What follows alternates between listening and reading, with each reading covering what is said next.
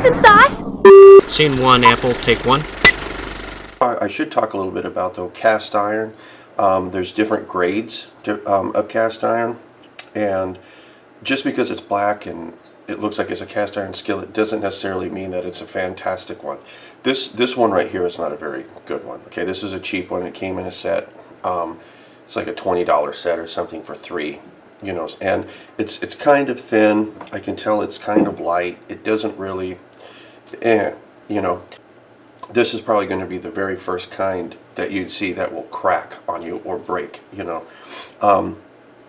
And with that being said, I can still make it into a decent pan. So typically some of the best ones are made in the USA. And as long as you end up getting something like Lodge or something along those lines, you're going to be fine.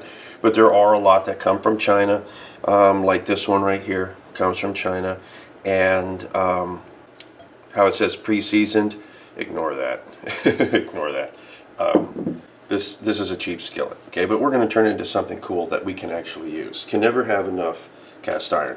So what I'm going to do is I'm going to change the texture of this by using an orbital sander. This is 80 grit sandpaper, and it's going to take me a while, but I'm going to just keep working this until this texture kind of goes away. This is a little too aggressive. It doesn't have to be as fine as glass or anything, but you typically don't want to have a bunch of pieces like sticking up with a poor cast. So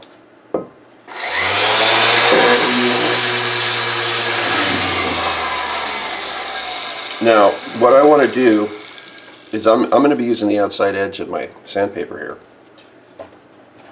and you'll see that we have black portions and then now we have light portions, and everywhere that you see black is a low spot, and everywhere that you see something that's bright is a high spot. And ideally we want to get it where there's a lot more of the bright iron being shown than the so-called pre-seasoning that's on here. And just from what I've done here compared to here, there's a huge difference already in texture. And I'm going to spend maybe 10 minutes on this just working it. I might have to change sandpaper, but I'm going to keep working this until this skillet doesn't feel like sandpaper. This feels like sandpaper. This might make it a little easier by taking that dust.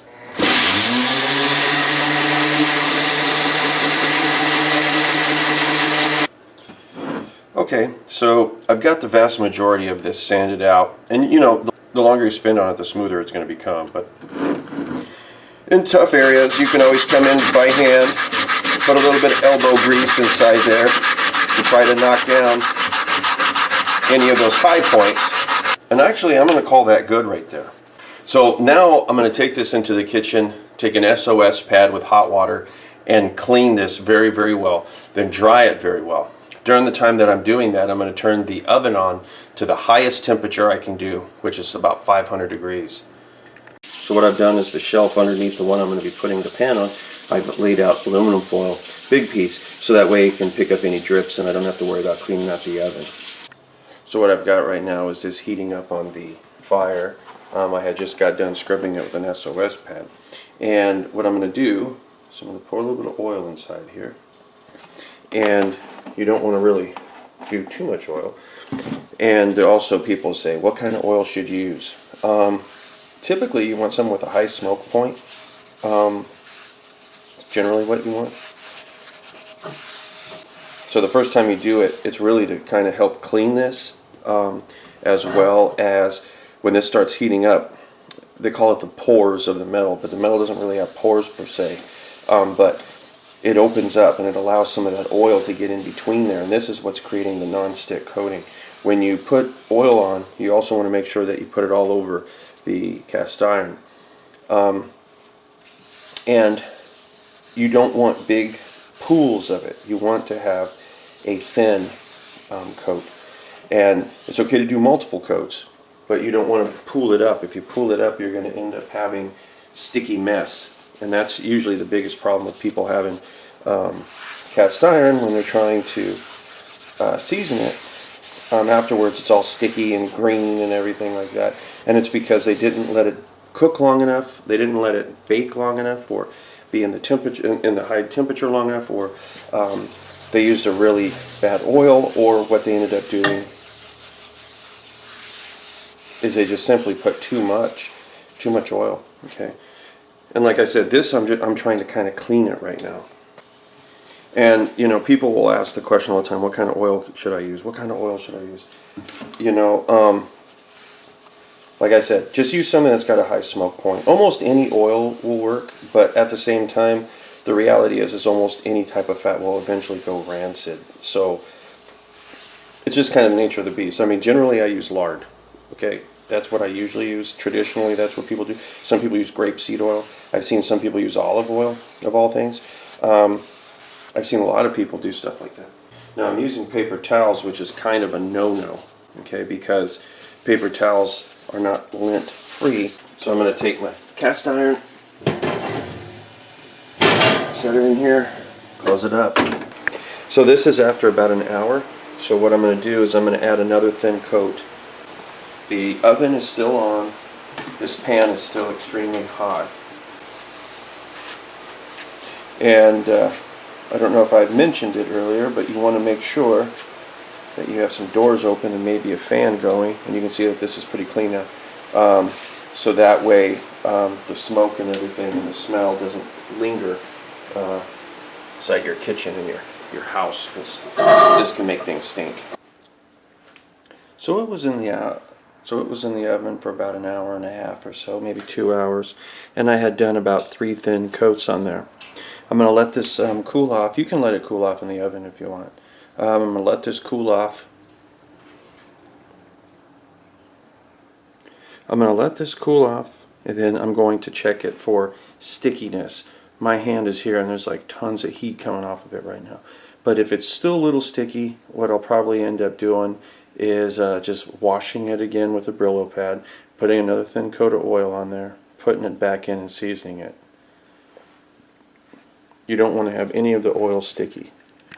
Okay, so I've got this on the stove. I gave it a little bit of a rinse, and this little portion, you can see where it looks like a little drop came out, where it didn't really bind to the cast iron. So right now I'm superheating this basically. I'm putting this on the flame. I've got this onto a medium-high heat, and I want to bring this past the smoke point. And as soon as it gets a little bit hotter, which is, it's pretty close, I've got a little bit of oil here. Same thing, placing it all across the bottom. I'm using a paper towel, which is not ideal, but it'll work. It'll be okay. If you just see some lint or something from it, make sure you use a different type of rag. When it looks to me like the oil has dried a little bit or it's absorbed, that's when I'm putting on a little bit more. And I mean, I'm just using what is on this rag.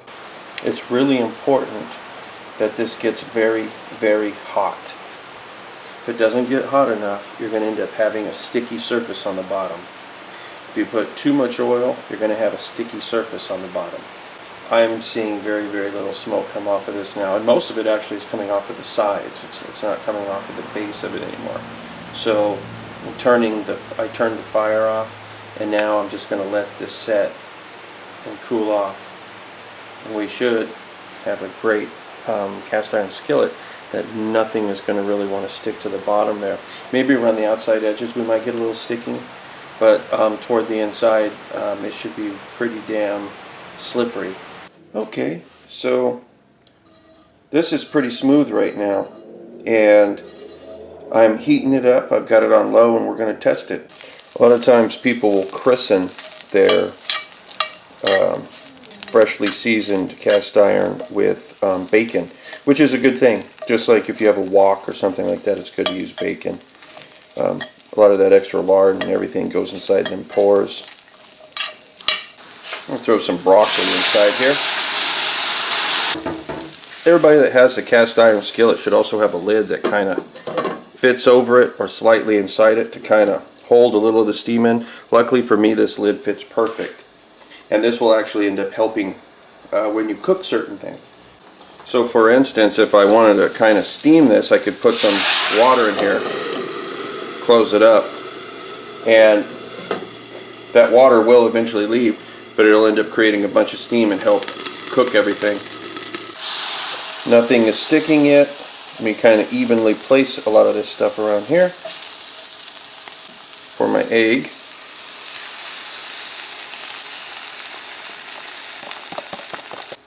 putting a little salt on here for the egg. As soon as the egg is about 90% finished is generally when you will take it and then give it a flip. Okay, there really wasn't a whole lot of sticking. There was slight sticking right there, which I could really blame on oil. Now I'm going to make something to complement that.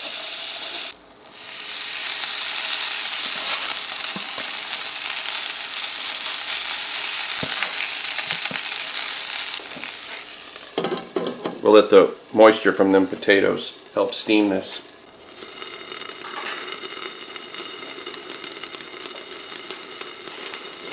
See? They're not as brown.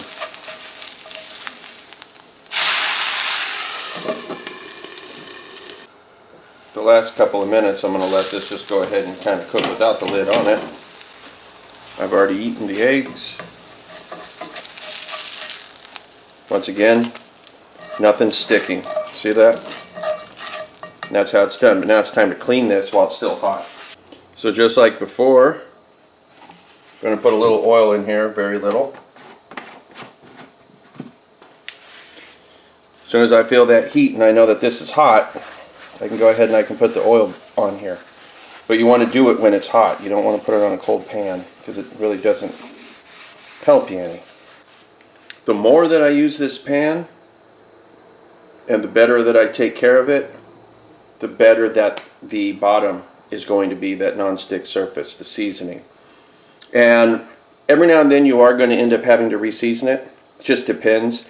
I know that there's been times other people have used my cast iron and then they've soaked something in it and rusted, so it forced me to sand it and then re-season it. Or sometimes somebody might leave some food inside there that's acidic, and then the same thing, you kind of have to work on certain areas of it. But as long as you're always mindful about really what you're cooking inside here, or how long you leave standing water in it and stuff like that, you shouldn't really have any problems with it. You know, cast iron will last you generations and generations and generations, and it really is one of the very best cooking utensils there is out there, or cooking tools, I guess you could say. But anyway, guys, hopefully you enjoyed this video and you learned a little bit about seasoning cast iron and whatnot. So until next time, I'll talk to you later.